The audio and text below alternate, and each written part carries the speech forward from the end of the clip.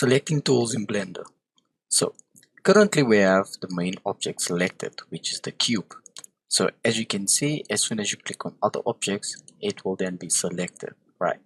So let's just say that we have more than one object selected. Okay, so we're going to shift D. Okay, and now we're just going to move it around. This is the move tool over here, and then we're just going to move it around. So let's just say we have a couple of these objects. I'm just duplicating it so that we can have a look at selecting multiple objects. Okay, let's duplicate it once more. Okay, so the first way of selecting is left clicking. All right, depending on the settings that you selected at the beginning, right? So the first option that we have is left clicking and selecting the objects.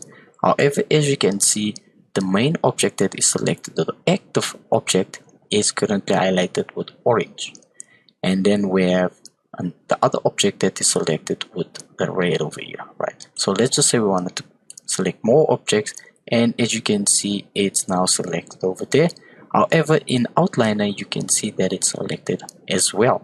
So let's just say we select this object, and then now we can keep shift in and select more than one object as well. Okay, so another way of selecting is going over here to the select box, and if you hold on to the object, you can see then you can select different objects. For example, circle select, which you would then be able to go over there and select different objects. Okay, and then we have the lasso select, which you can then just draw around whichever objects you would like to select, and just like that the objects will then be selected.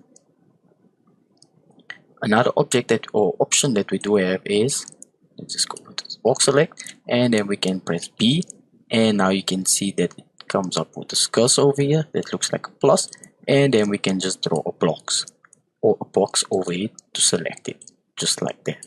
Okay, and that's with selecting objects in Blender.